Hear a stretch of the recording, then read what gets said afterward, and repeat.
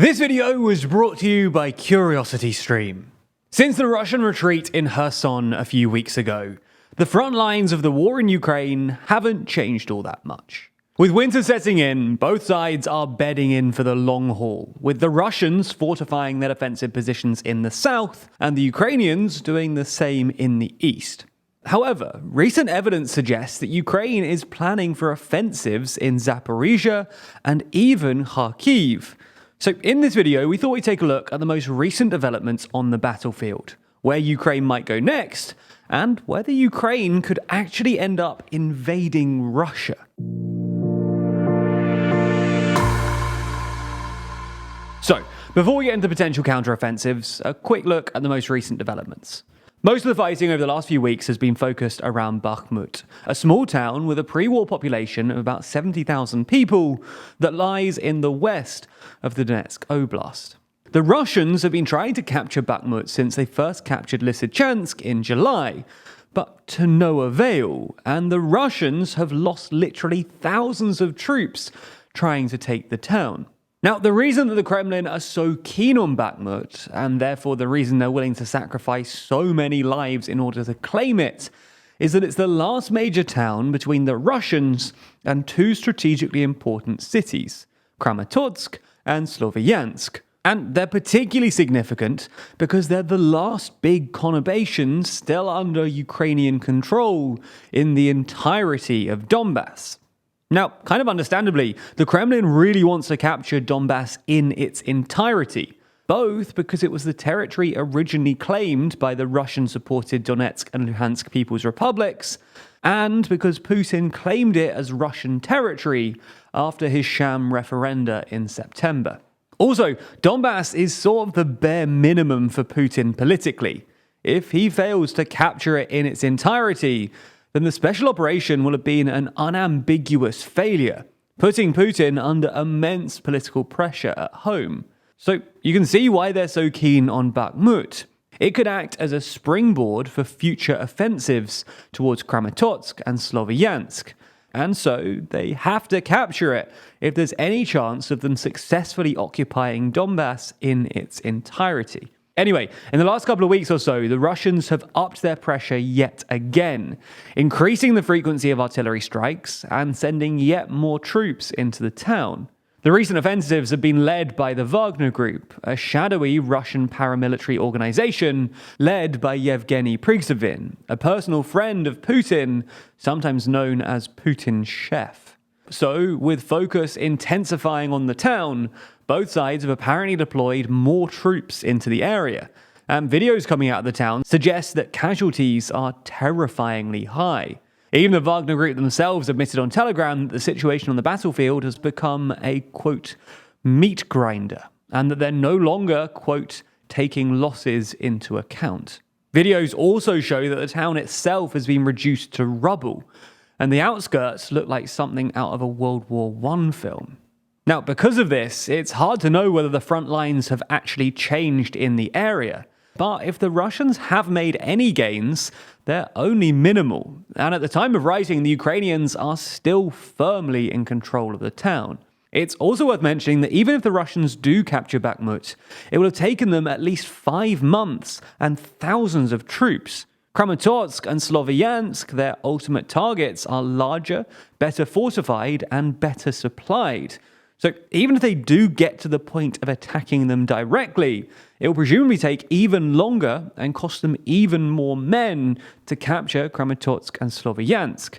And it's not clear that the Kremlin have either the men or the time to spare.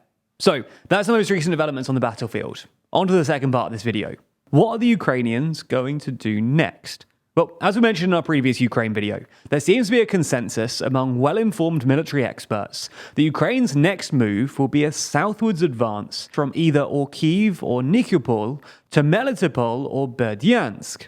And if they achieve this, they'll be able to cut off Russian forces in Kherson and Crimea from the rest of the Russian army, which would give them a very good chance of actually recapturing Crimea.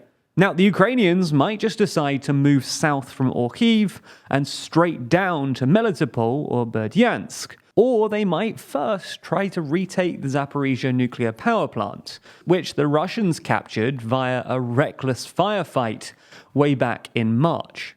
Anyway, if they do want to retake the plant by force, it would be difficult. Not least because it will probably require crossing the Dnipro by boat from Nikopol and landing on the south side, or advancing east along the banks of the Dnipro through two towns under Russian control, which would make even getting there difficult. But the Kremlin has come under massive international pressure to leave the plant in order to avert a nuclear disaster. And there were even rumours over the weekend from pro-Russian military bloggers that Russia was planning on leaving the plant. Petro Kotin, the president of the Ukrainian state nuclear energy company, said that there were signs that Russian troops were packing and stealing whatever they could find at the Zaporizhia complex, although he emphasized that there was no evidence that the troops had actually begun to pull out. And it's also worth saying that the Kremlin has entirely denied these rumors. And that's not even where this ends, because next the Ukrainians would have to advance all the way down from the Zaporizhia nuclear power plant to Melitopol. And that sounds like a tall order, right? After all, it would require the Ukrainians to retake something like 100 kilometers worth of territory, and Melitopol is pretty well fortified at this point. But the Ukrainians will probably first wear down Russian forces in the south by putting more pressure on their logistics and supply lines. That's because since the attack on the Crimean Bridge, Russian forces in the south and Crimea have become increasingly reliant on rail lines and road links running via Zaporizhia Oblast into Kherson and then onto Crimea. And with Ukraine nearly within firing range of the only remaining rail line into the south, if they can get just a tiny bit closer, they'll be able to basically stop any rail traffic into the Russian-occupied areas of the south. And this will put a massive strain on Russian logistics in the area, as well as making Ukrainian advances significantly more viable. However, while most analysts still think that the next Ukrainian advance will be in the south, there have been some rumors that Ukraine is planning an offensive in the east, in the Kharkiv Oblast. In the last few days, there have been reports that Ukrainian authorities are aggressively mobilizing in Kharkiv and Vovnechansk, requiring all men about the age of 18 to undergo accelerated training and deploying more troops to the region. Now, while this could be in preparation for another advance in Donbass, the Wagner Group's Telegram channels have claimed that Ukraine is planning on launching an offensive into the Belgorod region in order to force the Kremlin to agree to hand over other occupied territories. But is that really plausible? Is Ukraine really considering invading Russia? Well, while we can't rule out for sure, it does look unlikely. Actually pulling it off wouldn't be easy, and the main effect of invading Belgorod would be to make the Russian public more pro-war and license a nuclear first strike under Russia's military doctrine, neither of which are really in Ukraine's interest. What seems more likely then is that Ukraine is preparing for an advance towards Svatov and then Crimea, which would put pressure on Russian positions in the east around Bakhmut. What actually happens next, though, and which strategy Ukraine goes with, is still pretty up in the air. And Crimea, Ukraine, and Russia might not be where this all ends. That's because other regions like South Ossetia and Transnistria seemingly actively want to join Russia and are keen for a Putin takeover. And we actually covered this in a brand new video exclusively on Nebula, all about South Ossetia, the region's history, their relationship with Russia, and if a referendum could see them willingly joining Russia. Not only that, but we already have an exclusive video on Nebula all about Transnistria, the country that never existed, and their desire to become part of Russia. So whichever area you're interested in, that's both bases covered. And that's just the beginning too. We have a whole load of other videos exclusively on Nebula as well. Plus the extended version of the TLDR daily briefing every single day. Signing up also gets you all of our videos ad-free, so no more of this nonsense. Anyway, if you do want to sign up to Nebula, the cheapest way of doing so is with the Curiosity Stream Nebula bundle deal. That way, signing up to Curiosity Stream for the crazy low price of $14.79 a year also gets you free access to Nebula.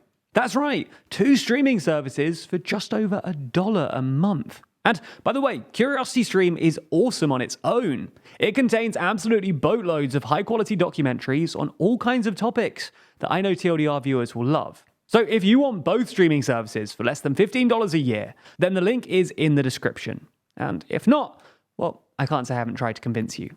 Thanks for your support.